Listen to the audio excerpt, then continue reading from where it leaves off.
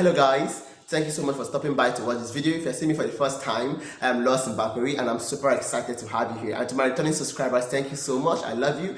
And if you haven't subscribed, please do hit the subscribe and hit the notification button so you'll be notified of all amazing videos I post per week that will be great to your life in general.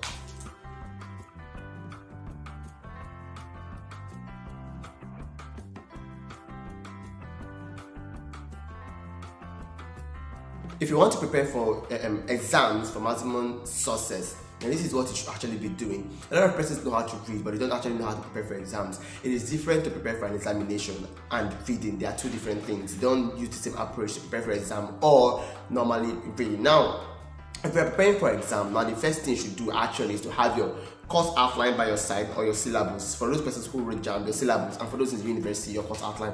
This will enable you or help you, give you a guide into what they're reading specifically. Because preparing for an exam is like being specific, and if you have to get specific sources, you have to approach it in a specific pattern, which means getting your course outline in line or around you in that particular time you want to read. Now, after you've done that, which is the logical thing you should be doing, this is the next steps that follows. I call it the glance process. Now, what you do in the glance process is checking every single topic in your course outline alongside in your notebook or in your textbook. For instance, if topic A in your course outline is who is a girl, you compare it to your notebook and your textbook. You must have read this before, so you just glance through, and then as you're glancing through them topic by topic, you'll be able to grab some stuff. So you are doing this for example purpose actually. You grab some stuff, very important. So you glance through, make sure you glance through every single topic on your course outline. Most of them get a problem of, okay, I'm in examination hall, I don't know what this lecturer is setting because it was not what he thought or stuff like that. Most of the time it's because we actually did not do effective glancing. Now, effective glancing help you grab at least the necessary details for the meantime of every single thing in your course outline. That is the reason why you have to do it for every single topic in your course outline, because you might not know where the lecturer is going to come from. So you have to, most of them give area of constitution, some does not, or some do not. So you have to intentionally glance through from beginning to the end. After that, the next thing you do is to take short notes. While you're glancing through, you don't just glance through or read and go like that. No, you glance through, you take short notes. Taking short notes enable you to have materials for recollection, because your textbook might be too verbose or your notebook might be too big. So you take short notes. Now the short note enables some stuff to stick. But then, like another times in your examination, there are some things you have to necessarily begin to cram, because if you don't cram them, you cannot just pour them out the way they are. Especially in Nigerian universities, you just have to cram some stuff. So taking short notes enable you break those stuff down into better understanding, just like you want it. So you have to take short notes, write in different patterns, anyhow you want to write, but make sure you take short notes. Now, after taking short notes of every single, now it's more like you have a short note in every single topic of contained in your course outline. You come back later on to reread those topics. That's your short note. Rereading your short note most of the times helps you because it reminds you of how you process the message into your brain.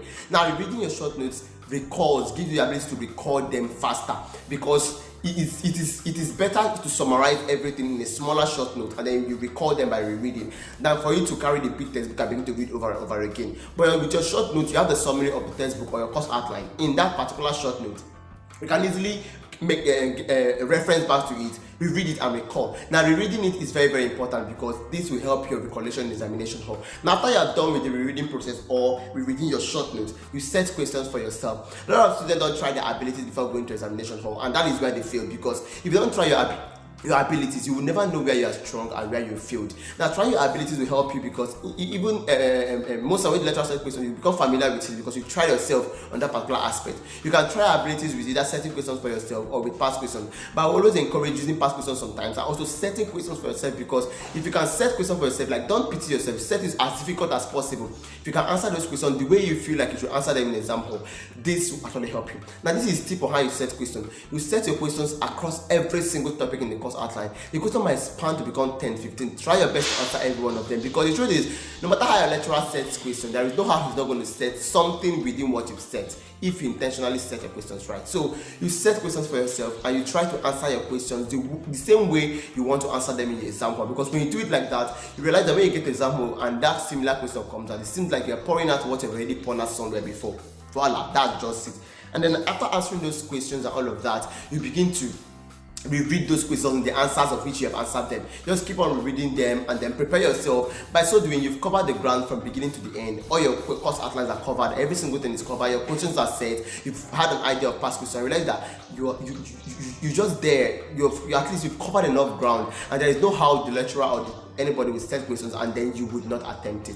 Thank you so much for watching this very amazing video. I want to believe this video helped you. If you like this video, don't forget to give it a thumbs up and then subscribe to this YouTube channel for more amazing video like this.